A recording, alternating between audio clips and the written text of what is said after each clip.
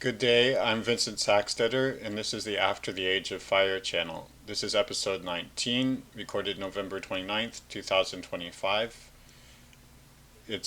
We will never build enough renewables. What does enough mean? It means enough to provide for our current energy consumption worldwide. We'll never build enough nuclear, wind, or solar, hydro, geothermal, tides, ocean current, turbines, and or wave installations, anything like that, or all of it put together will never provide for more than a fraction of our energy consumption today. Um, and we won't save enough energy through new technologies or through solar heating. Um, and then I'll also discuss fusion a bit, but the bottom line is you take all of these things together, everything about coal except coal, oil, and gas, and what we grow and what grows in our forests, all of the other ways of harvesting energy besides things that involve plants or coal, oil, and gas. And those things will never provide for the amount of energy that we consume today. They'll provide for a fraction of it. Um, Now, I'm not against renewables. I'm not against any of these technologies in particular. I think it's great to build some of them, some amount of each of them. I'm saying we won't get from here to there, from here to we won't get from our current energy harvest from those sources, which is a few thousand calories, to to our current energy consumption, which is 46,000 calories. We'll never get there. Um, Now, the previous three episodes, 16, 17, and 18, were about wind, solar, and nuclear, and they were all we will never build enough wind, we will never build enough solar, we will never build enough nuclear, and they were talking about the price of these energy. Those are the three energy solutions that could, in principle, scale up to meet our our energy consumption. But but all of them are so expensive and so burdensome that we'll never do it. And so this is the fourth episode in this sequence where I put all of that together, wind, solar, and nuclear, and I add in discussions of all the other renewables and of several other options you might think of, and just summarize it, put it all together with a bow on top. Um, just to remind you what this channel is about, this is a prepping channel, but it's not your normal prepping channel. I'm talking about not prepping for a particular crisis like an upcoming war or stock market crash or financial collapse or a plague. I'm talking about something a little longer term.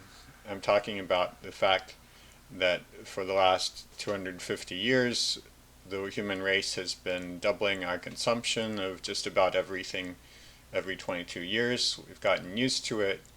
We define our idea of success and of personal worth and of worth of any kind of group of people or nation in terms of continuing to multiply our wealth and our consumption hand in hand. But all of this is coming to an end sometime around now, give or take, say, 20 years.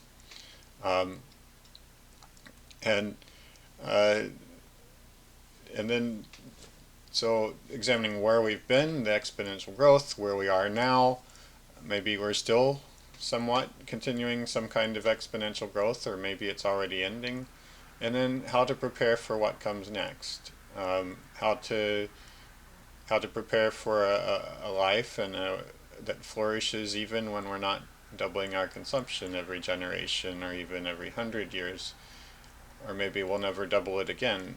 Um, and how to prep your family so that your family flourishes and you have children and they have children and they have children and they don't your bloodline continues that they succeed, they're happy, and they have more children.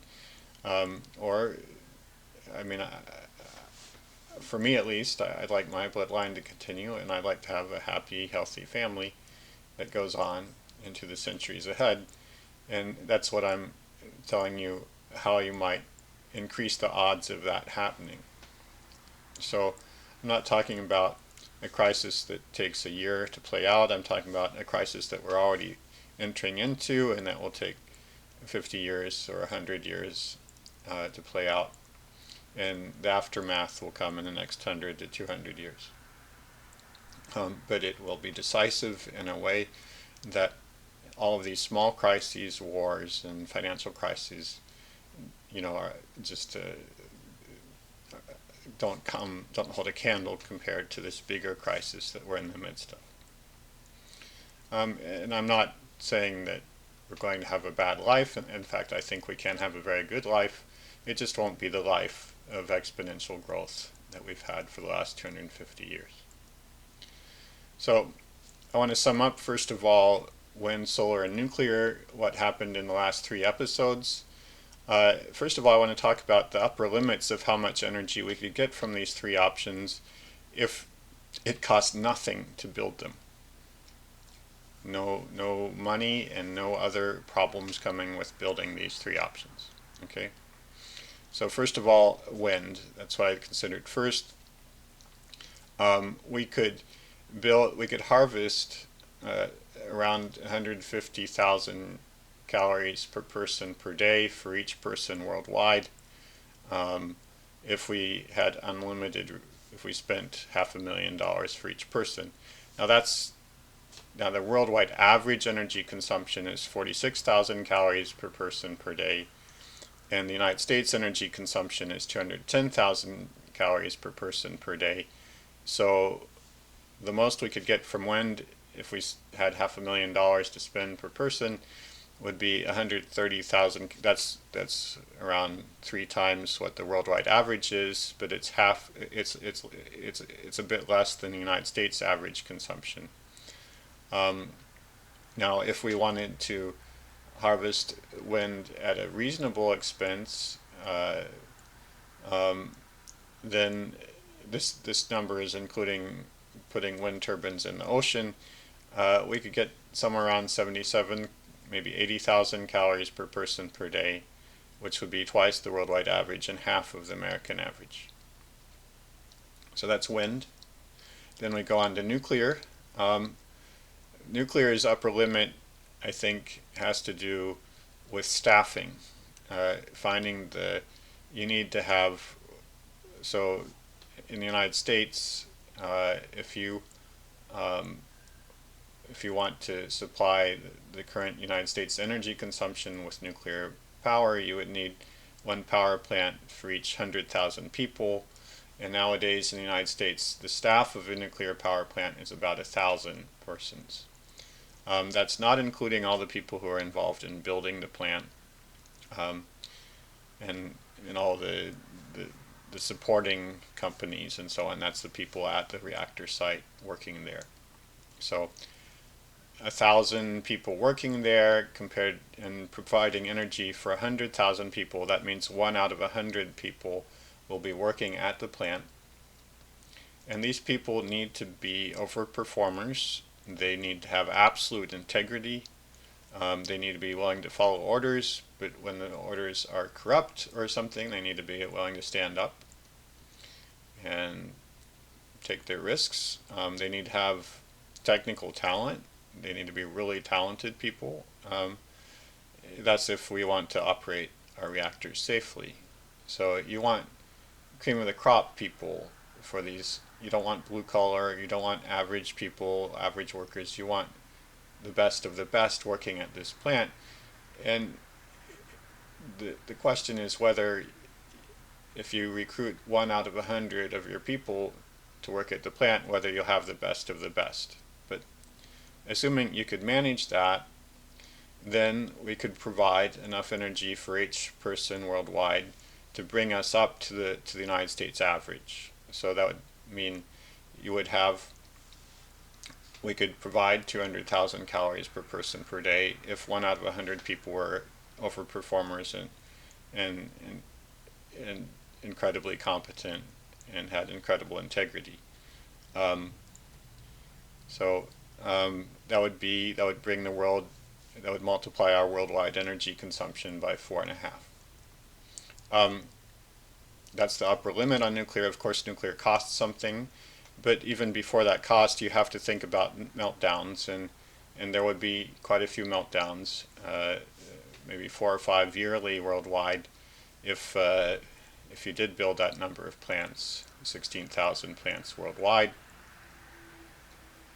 And it would just be a question of whether we're willing to tolerate the meltdowns. So that's the upper limit. So in any case, nuclear's limit that I just gave is around 200,000. That's more than wind's reasonable limit, which is around 80,000. So you can get wind will never be able to provide as much energy as United States citizens consume. Nuclear possibly could. And then solar could do a little better. It could do twice what a United States citizen consumes. It could do 450,000 calories per person per day. If we were to devote 1/4 of the United States land to solar parks. Now remember that these solar parks are not wall-to-wall solar panels. Less than 1/4 of the land will be solar panels, because you have to avoid shading where one solar panel is shadowed by another solar panel. If you made them wall-to-wall solar panels, they would get in each other's way, and you'd just be throwing good money after bad. So if we were to devote 1/4 of the world's land to solar parks, then we could get 450,000 calories per person per day, twice the United States average. And that's about what we can do, because the rest of the world's land is in use. That's the barren lands, that's the deserts, and so on of the world are about 1/4 of the world's land, and the rest is things that we have a use for already. So that's the upper limit. Overall, what I'm telling you is that the upper limit for what we could harvest from any of these options is around 450,000. That's about 10 times the worldwide average today. That's if everything was free. But as it is, wind, solar, and nuclear aren't free. So now let's go over what we actually will be able to build, and not just that they aren't free, but they have other burdens that go with them. Okay, first of all, at present, with our safety standards as they are today about radiation, we are unwilling to tolerate meltdowns. So we won't build much nuclear at all. In fact, I can't see a reason for having any reason for having even 1/5 the current number of nuclear reactors. There are some reasons for keeping some reactors open. We do need some materials, some elements that are produced in nuclear reactors for our medicine, for, say, radiation therapy of people with cancer, and also for our industry. We do use radioactive materials in our industry.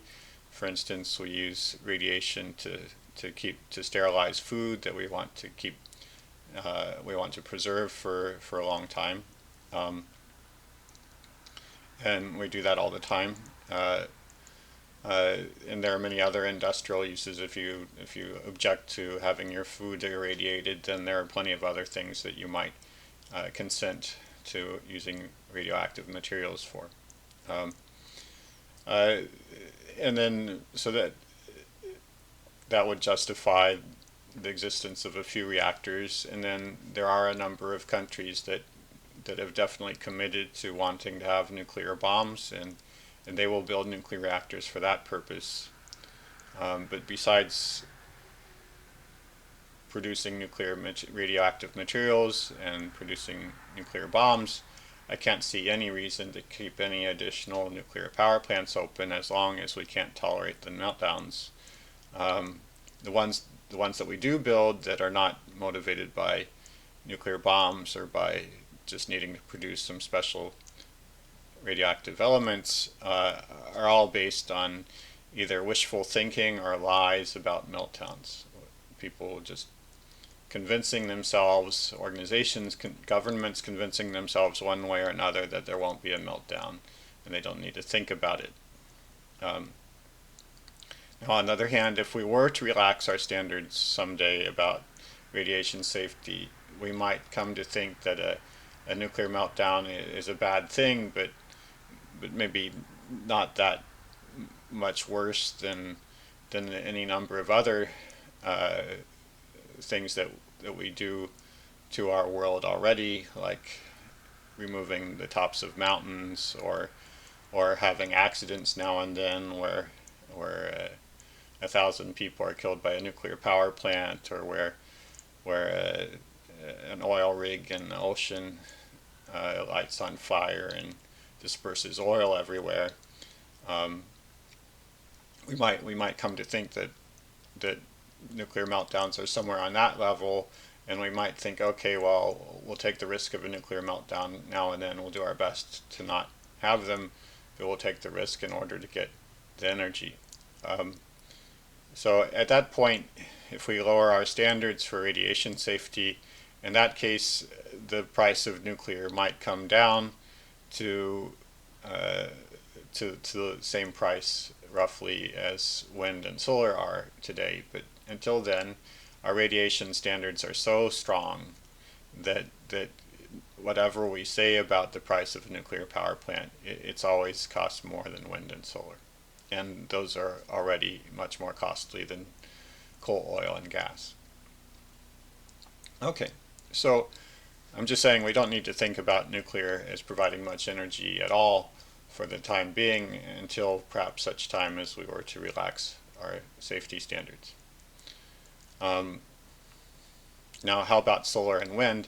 And I think a reasonable amount of money that we might be able to spend for the average person worldwide would be around $4,000. That's about how much it would cost to buy a car for each family of 4 or 5. Okay, that's about how much the world does spend on cars worldwide. I don't think there's any way that we would be willing to spend 4 or 5 times that amount, or 3 times that amount. In other words, I don't think we're willing to spend the amount of money that it would take to build a second house for every family. So for providing our energy, I'm saying we will spend $4,000 for the average person worldwide. We won't spend $20,000 or anything like that. So, and that sort of willingness to spend limits how much energy we can get. So first of all, if we spend $4,000 per person worldwide, that would be, I think maybe we would spend a quarter of that, $1,000 for batteries, and $3,000 for the actual wind turbines or solar.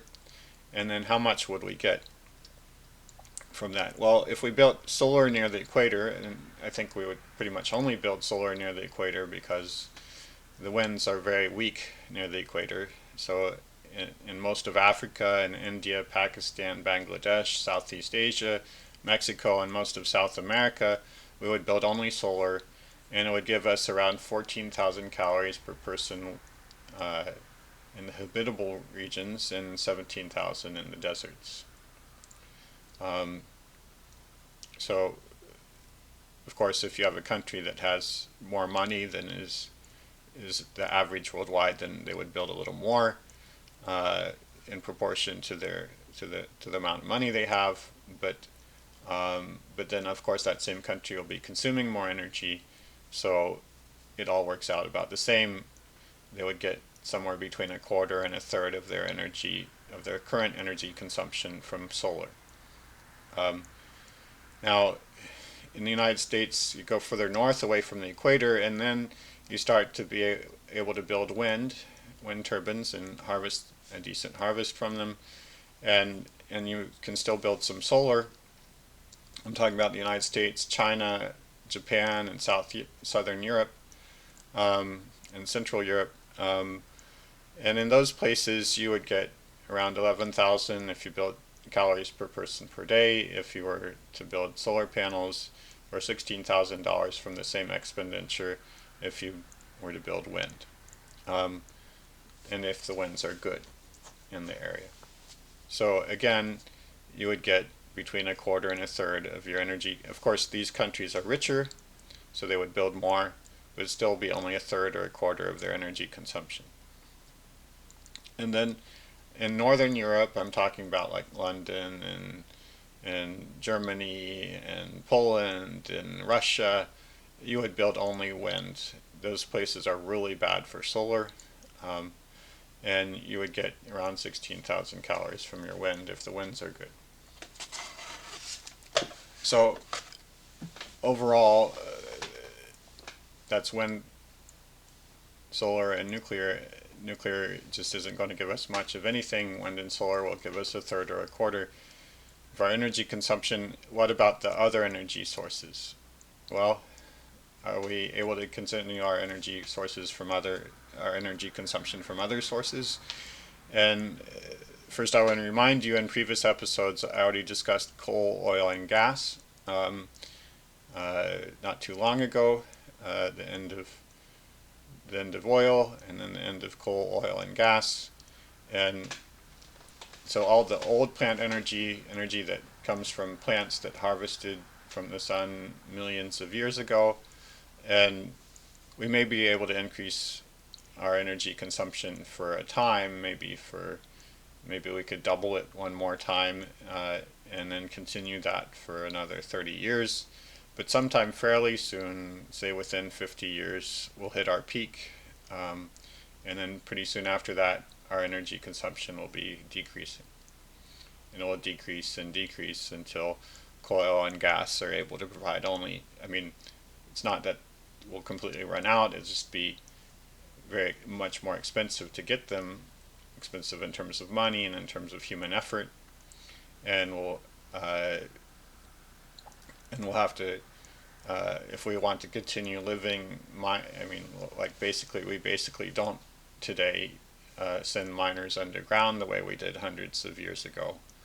And if we want to continue the current way of life, then we'll find it too expensive to use so much coal, oil, and gas until they'll provide a fraction of the 40,000 calories per person per day that they provide today. And then another option for an energy source is all the energy that we can get from living plants, from fields, and from forests. So food, fodder, and wood, and energy from landfills. Like landfills, if you drill into them, you can get some gas out of it, which you can burn. Also from burning out rubbish before it ever gets to a landfill. Also, we can make biofuels, and we can use wood for electrical power plants. Okay, and these are all things that come from today's living plants, not from the plants of millions of years ago. And I will discuss these at length. I think they're very important, and very soon, in a couple episodes from now, I'll start getting into plants and all the things they could do for us. But I just want to say for now that the biosphere's harvest today, you take all the world's plants, land plants, not the ocean, and that adds up to 170,000 calories per person per day. So that's kind of an upper limit. Even if we completely replaced the biosphere, just used it all for our purposes, grew it all, just cut it down every year, that's the most we could get. So not even the United States energy consumption today. Of course, that's a really impractical and unwise option. And in fact, today we get something more like 15,000 calories per person per day. So I just want to tell you that even though we're going to discuss this at length, you shouldn't expect a miracle. So what's left? It's all the other supposed renewable options, and I'll list them under 5 categories. One is solar heating, where you just redesign your houses and so that you heat your houses. The second one is we could have different ways of saving energy, technologies for saving energy in various ways. A third one is fusion, building fusion power plants.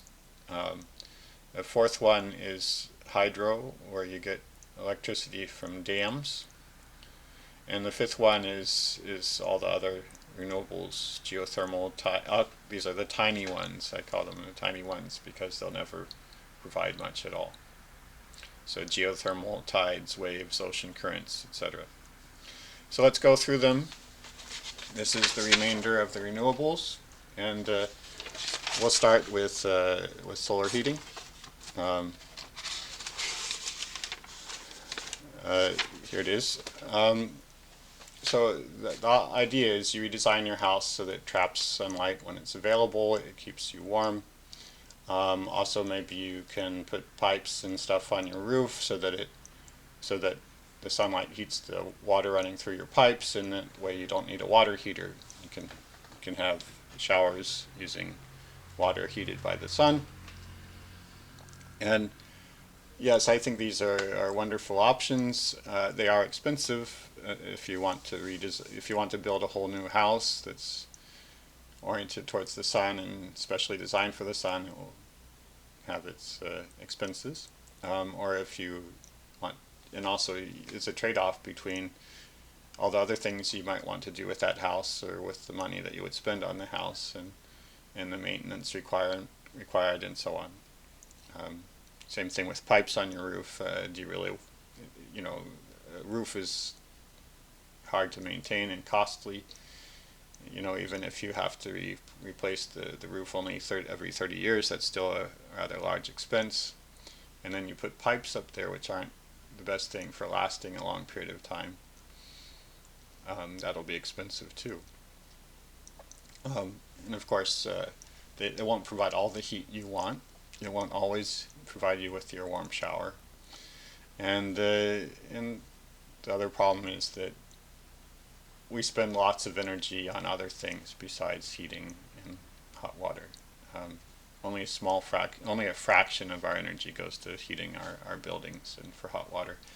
So this option, even if it costs nothing, would only take care of a fraction of our total energy consumption, and it's just not enough to spend much. I mean, it's worth doing, but it's not going to give us what we want. We want to provide for all of our energy consumption, and we would like to be able to double our energy consumption and double it again the way that we have been for the last 250 years. So the second option is saving energy. Okay. And I think here we have to be absolutely clear about what we mean at the start. What does saving energy mean? We have to be truthful.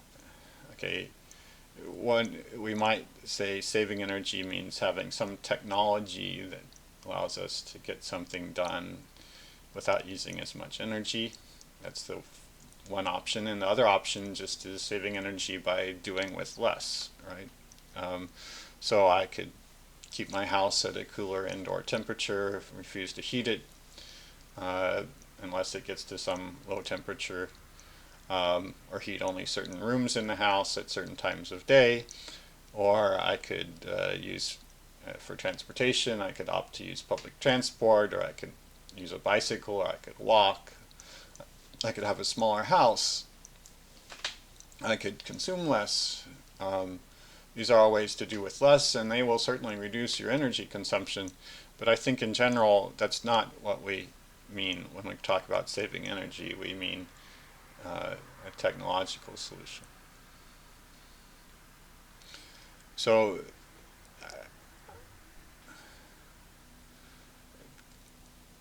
I just have a few words to say about technology. One is it's hard to figure out whether you're saving energy when you use a technology, and you rarely come out very much ahead. So I like to talk about a few examples where you have an option of whether to use a fuel that you burn on site in your home or in your car versus using electricity. Okay. So, for instance, a stove. Suppose you have a gas-powered stove and or any other fuel for your stove, and you compare that stove's energy efficiency to an electric stove. Now there are the electric stoves that my grandpa had when I was a child, where something gets very hot on the stove top and heats the pot. But there are also stoves called induction stoves where nothing gets hot except for the food and a small bit of metal on the pan, and there's something electrical going on between the stovetop and the pan. And these things are pretty energy efficient because there's much less energy flowing. You don't have a fire that's has a bunch of hot exhaust going around the sides of your pot and heating up your house. There is some heating up your house that is happening, but your food gets hot first, and then your food heats the house. So anyway, you save on energy if you use an induction stove. But on the other hand, to get that electricity, the amount of energy that gets to your stove through the wires and arrives at your stove is around a third of the energy that the power plant consumes, because power plants they have to produce a lot of waste heat. Almost 2/3 of the energy that they produce is thrown away as heat in order to produce the 1/3 or a little more than a third that turns into electricity. I'm not talking about solar or wind here because, as I've mentioned, only a very small fraction of our energy comes from wind and solar today. Almost all of our energy comes from the solar kind of power plant that heats something up, where something's very hot, and that powers a turbine and produces electricity. And this kind of power plant that involves heat production throws away somewhere close to 2/3 of its energy. So you're saving at the stovetop, but you're losing at the power plant. And all in all, maybe in the end you'll have a slight savings on energy. Maybe or maybe not. Okay? But it's certainly not going to be a factor of 2 savings of energy where you reduced your energy consumption by half. It'll be some percentage, 10 or 20, I don't know, but not reducing it by a half. There's a similar story for heating. So there are things called heat pumps, which are kind of like reverse refrigerators, where you can heat your house during the summer, during the winter, by you pump heat into your house and refrigerate outdoors, and they can be close to 3 times more energy efficient than a direct heater, a flame running inside of your house. But the heat pumps use electricity. That electricity comes from a power plant. The power plant throws away close to 2/3 of its energy. So between the heat pump and the power plant, maybe you come out a little ahead, but it's not a lot. Okay, then a third example is our cars and our trains. And you have an option whether you fuel your car or train with fuel that they carry around that carries around with it, in which case there's a lot of the energy. In fact, it's roughly the same, maybe a little worse fraction of the energy gets thrown away as heat, and only a third or less of the energy gets translated into motion. Okay. Or you can have the same energy loss, but instead of it happening in a car or train, it happens at the power plant. So if you look at the actual energy that's being consumed by the electric car, electric train, you can tell yourself that it's 3 times more energy efficient, but that's forgetting that it has an umbilical cord that connects it to the mama bear into the electrical power plant, and that guy's throwing away energy. So you might come out a little ahead, but it's not a lot. And possibly you won't come out ahead. And there's all the extra expense and equipment of the batteries and all the other equipment that you need to move electricity around, and the fact that your car is not, electric cars are high tech, and they require a lot more resources to build and to maintain than an old style car. So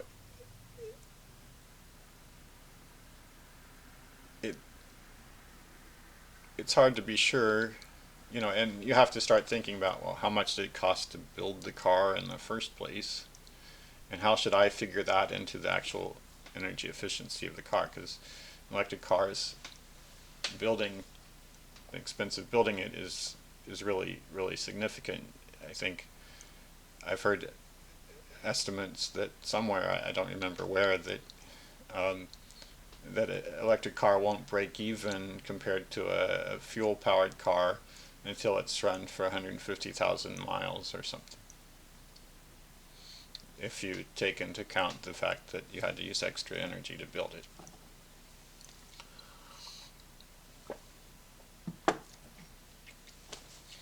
So it becomes a kind of an accounting game.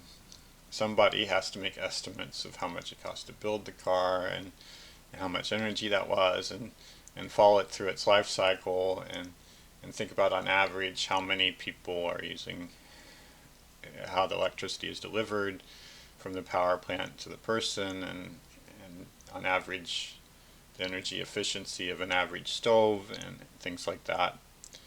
And these are things that no mortal man can really know. So I wouldn't trust the accounting that much, and all I can say is maybe there will be some benefit, but it won't be much. And then a last point about technological solutions is that even if you did develop a technology that consumed less energy, it might just enable you to use more. So we have a great recent example, it's light bulbs. When I was growing up, most of the light bulbs around were these incandescent light bulbs where you had something very hot inside of a glass bulb, and that very hot thing was so hot it made a lot of light, but it was throwing out almost all of the energy as heat, not as light. So the energy efficiency of your light bulb was like less than 10%. And then some brilliant Japanese, not just brilliant, but insanely obsessed Japanese researchers discovered how to make light bulbs that were not hot, that they used, and called LEDs, and now so that most of maybe 9 or better than 9 out of 10 calories turns into light instead of heat. And these are almost all of the light bulbs that we have today are now LEDs, including everything in a car, all the headlights and so on. And you might think that we would now be using 1/10 as much energy for our lighting, but instead what has happened is we've multiplied our lights. We just have a lot more lights, and they're brighter.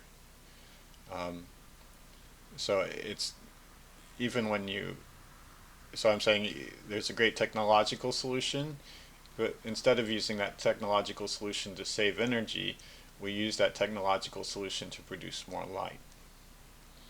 So I wouldn't bet on technological solutions as the way to take care of our energy consumption. If you do want to save energy, you're much better off just consuming less. Turn down the thermostat in your home, walk, and so on. Okay, so that's it for saving energy. Now let's talk about fusion. Uh, so we've talked about nuclear power. Fusion is sort of the basic concept of fusion is not that different from nuclear power. Nuclear power is based on taking atomic nuclei and that want to split apart and letting them split apart and getting some energy from that. And fusion is taking two atomic nuclei and forcing them to merge with each other and then getting some energy that way. And in fact, the sun is powered by nuclear fusion.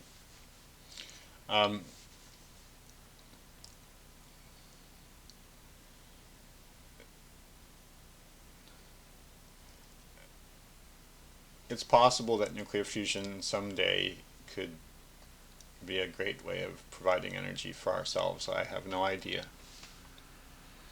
And as for whether it will ever be cheap, I doubt that. I think a nuclear fusion power plant is likely to cost at least as much as a nuclear power plant, and they aren't cheap.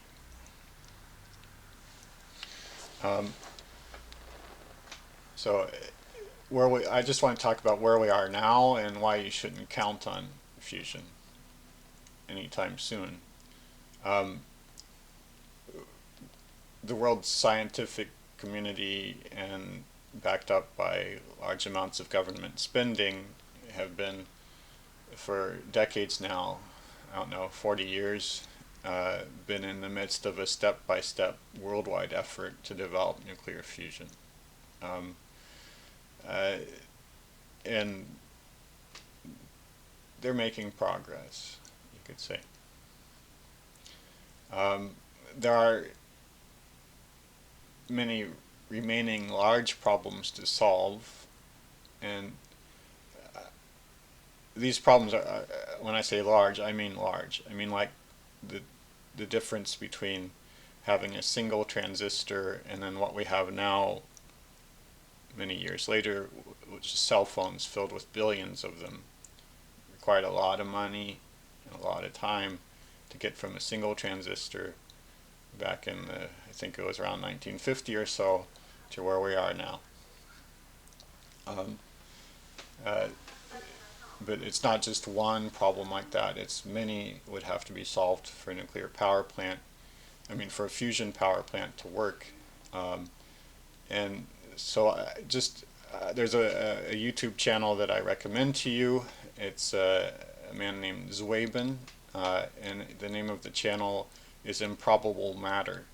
And he has some videos discussing the difficulties of getting nuclear fusion to work.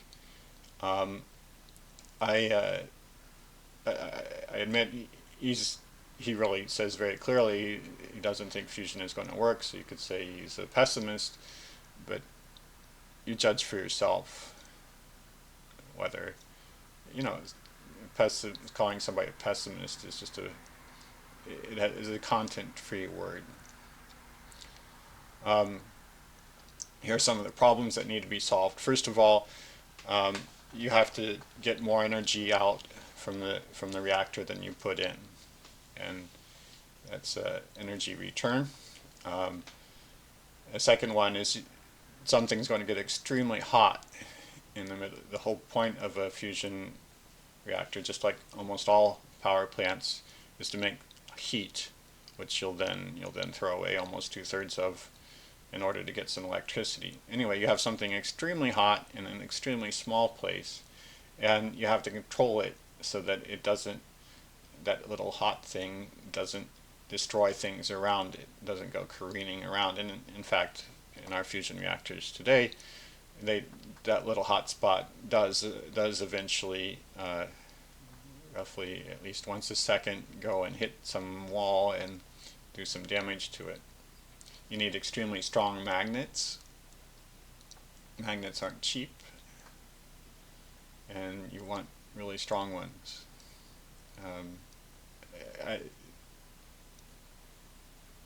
If the human race wanted to pick I'll just say this as an aside.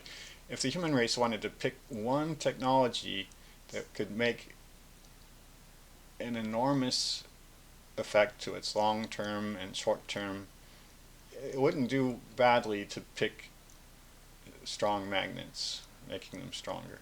If it could make any headway on that at all, the difference could be amazing. But as it is, for now, we're kind of maxed out. Another thing you want from a fusion reactor is you need a very fast way of moving heat, of removing heat from the little hot spot so it can power your turbine and produce electricity. A really fast, really good way of moving heat around. You also need to produce the fuel for the fusion reactor, and actually there isn't that much fuel around the world right now that you could burn in nuclear. You'd have to find some way of making more of it.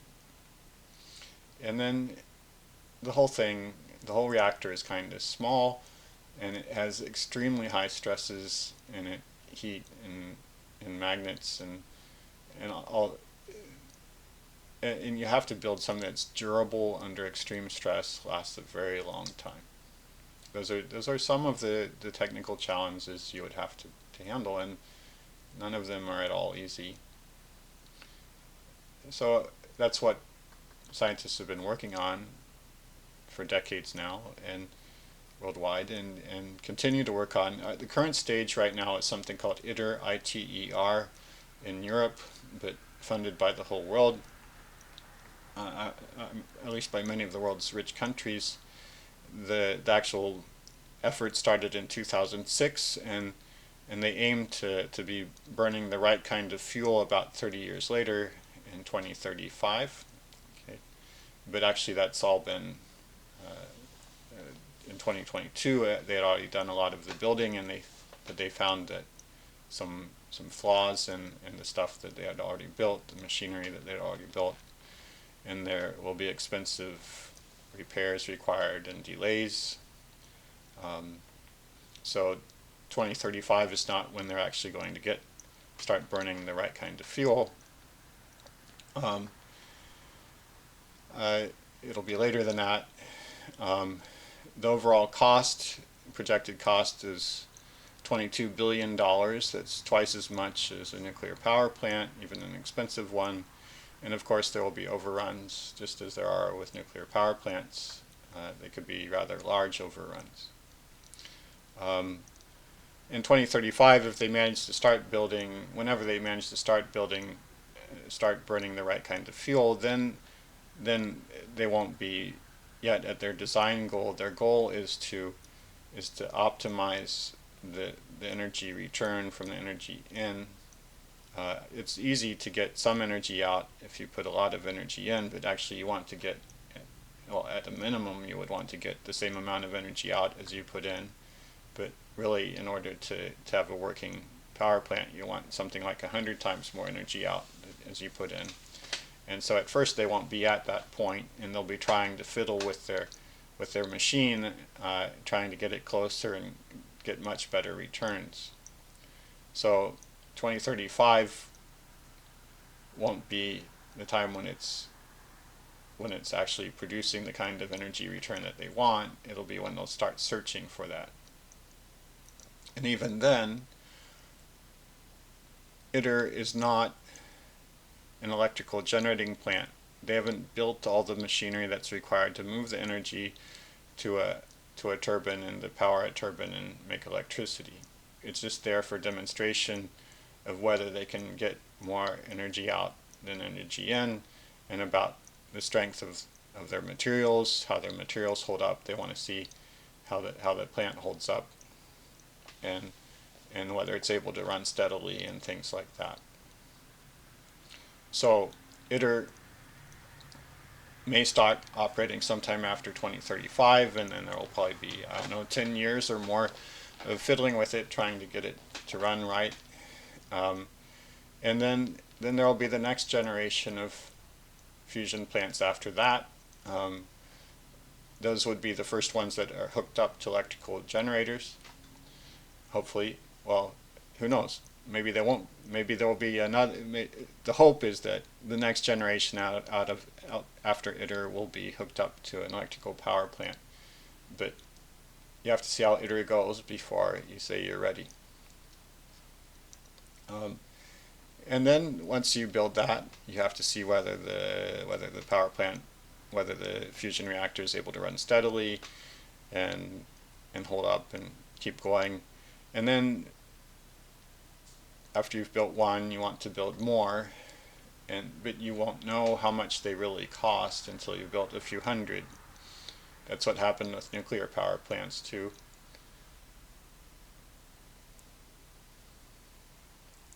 So what I'm saying is that ITER may come online in 10 or more likely 20 years from now. Then there will be, hope optimistically, there would be another generation after that that would be hooked up to, the first to be hooked up to electrical generating plants. And then after that, we would need to build a few hundred of them. And then we could talk about the price. So we won't know anything about what the real price of a fusion power plant is until 50 years from now at least.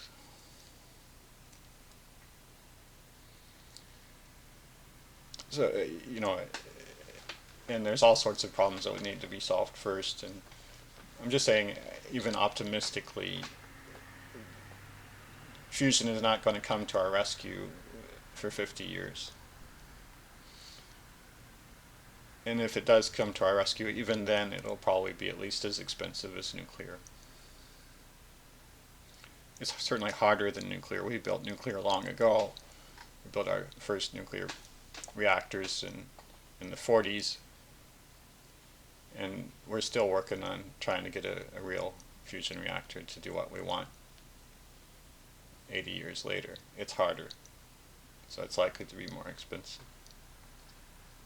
Now, I should mention that nowadays there are quite a few companies with some money behind them that claim that they're on a much faster track for fusion, and that they'll get, and that they're more innovative. They are not embedded in bureaucracies and so on.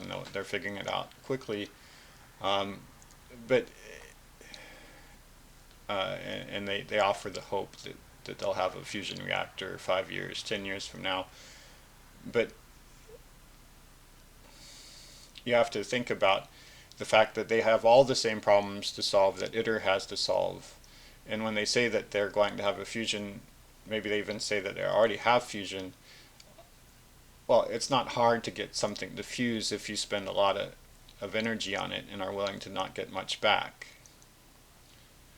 And then getting back, say you want 100 to 1, you want 100 times much energy back as you put in. That's only one out of quite a few technical problems that you have to solve in order to have a real working solution for generating electricity. And many of these companies are just saying, okay, well, we get more energy back than we put in. Or maybe we get 100 times more back than we put in, but they don't have a working solution for the other things. I think if you want to, they aren't confronting all of it all at once, and so until they've gotten around to all the other problems, they won't have a working electrical generating power plant. So I think ITER is a fairly good measuring stick for how far we are along with this process. And overall, it looks to me like you have some really hard set of problems to solve, and and it's a huge thing. So the only way to solve it is with a bureaucracy. But bureaucracies, an immensely complex set of people interacting and trying to get funding and so on. And bureaucracies are not geniuses, and it looks likely that in the end it'll just be a way of throwing away billions of dollars each year indefinitely. It'll be a boondoggle. That's what it looks like to me. Now, it could work out that eventually we get a good nuclear fusion power plant, but my basic point is it won't be anytime soon. Okay, so the fourth one, hydro. Today we get about 1,400 calories per person per day from hydro, from dams. And I want to talk about what it would take to get our current energy consumption, 46,000 calories from hydro. Um, well, hydro, of course, comes from water that's at a high elevation and is dropping to the ground. And as it drops to the sea level, as it you're on a suppose the water falls on a hill or a mountain and it falls to sea level, it it releases energy just the way any falling thing releases energy, and so you take some of that energy and turn it into electricity. Now, if so, what's falling? It's the water that comes from the sky, and so we have to think about how much water comes from the sky each day, in rain and snow and so on, and it's about 14 tons of water for each person in the world each day. That's an average, of course. Um, it's a lot of water, 14 tons per person. Um, and in order, I just want to say about half, a little less than half of the sunlight energy that is received by the Earth's surface is spent on evaporating water. In other words, just the cost of taking water and turning it into water vapor is almost half, that energy cost is almost half of the energy that comes from the sun. And that produces the 14 tons that we have that fall from the sky on the land. And if that 14 tons were all to fall about 1,400 meters, and if we could harvest all of the energy from those 14 tons, then we could get 46,000 calories per person per day. So that's some big ifs, though. So first of all, most of the world's land is not at 1,400 meters, so most of the world's rain and snow does not fall 1,400 meters in the first place. Mountains are called mountains because they're special, they're not ordinary, and only a fraction of the world's land is mountains. So that's a problem. It means we can't get anything like 46,000 calories because the water just doesn't start high enough. And then another problem is that 2/3 of the world's water is outside of our control. Much of the world's rain and much of the water that flows through the rivers floods during rainy seasons and comes in floods. And those times we're doing well if we just manage to keep the river inside its banks.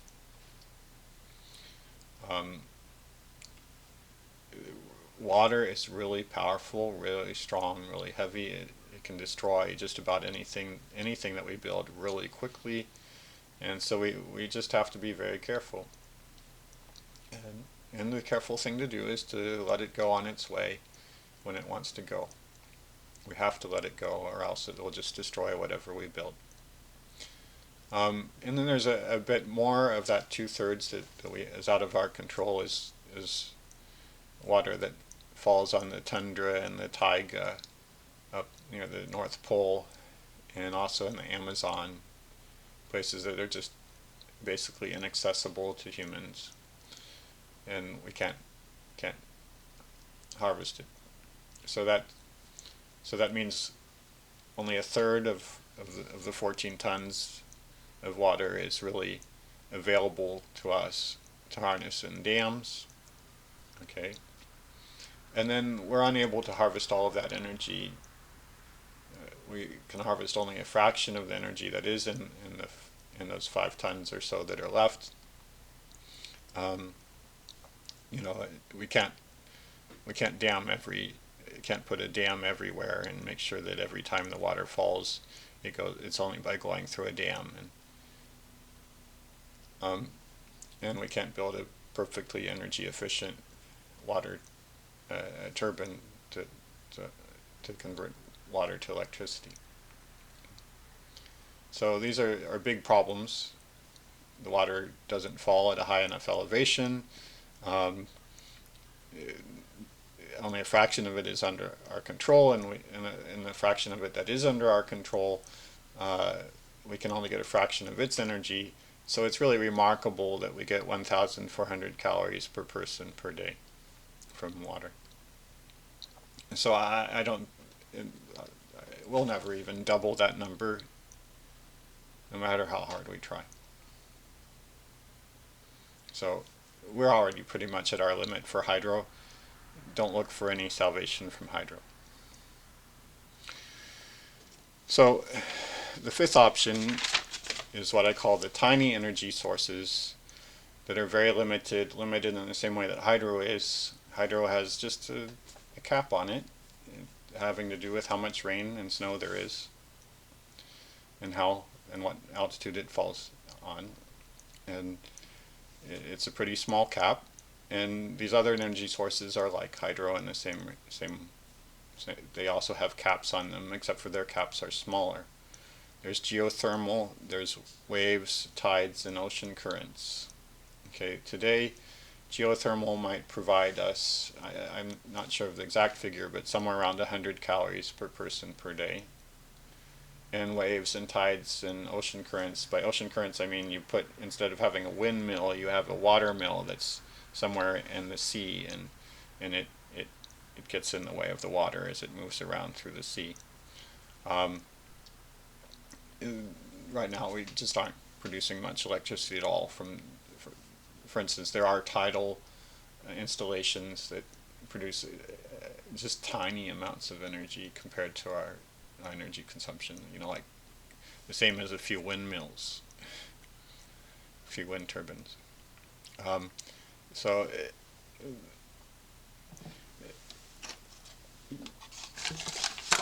I recommend this book if you want to know more about these options.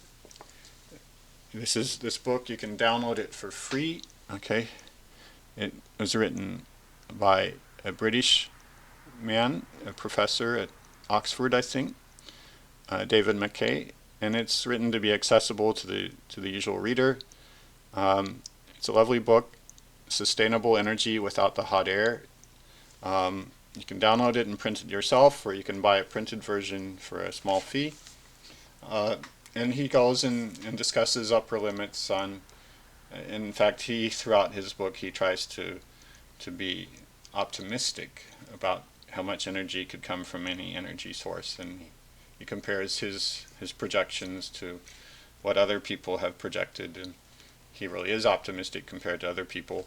And he and all the other people have estimated amounts of energy that you could get from geothermal, waves, tides, ocean currents, come up with small numbers, rather small numbers.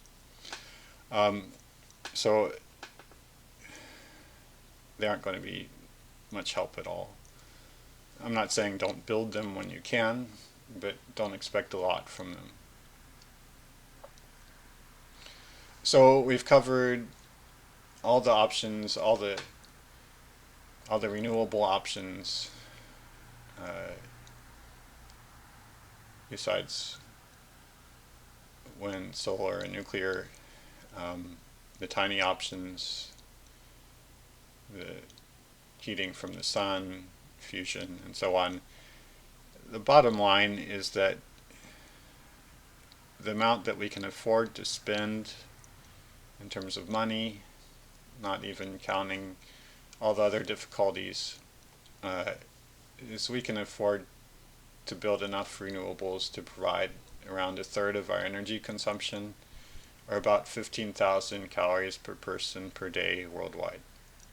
That's around the same amount as we consume in electrical energy, but it doesn't count all the other things that we're spending today that doesn't come in the form of electricity, all the fuel that we're burning. And if we were to spend enough money to provide ourselves with 15,000 calories of renewables, it would be a mix of hydro, a small amount of hydro, wind, solar, and maybe some nuclear. So renewables, we'll never build enough renewables. If we do want to continue our present energy consumption or even increase it, it will have to come from living plants. Well, we could use more coal, oil, and gas, but fairly soon here we'll find it so hard to obtain them that we won't be willing to harvest as much. So we can get it. The only other option for obtaining energy is from food, fodder, and wood from things that grow year to year. And I'll be discussing that, okay, in a lot of depth in the next episodes, how plants work, why they harvest as much energy as they do and throw away as much energy as they do. But anyway, the final verdict is that we may be able to increase our harvest from the world's plants, but it won't be enough to give us 46,000 calories per person per day. Just a spoiler there. So that's what's coming up.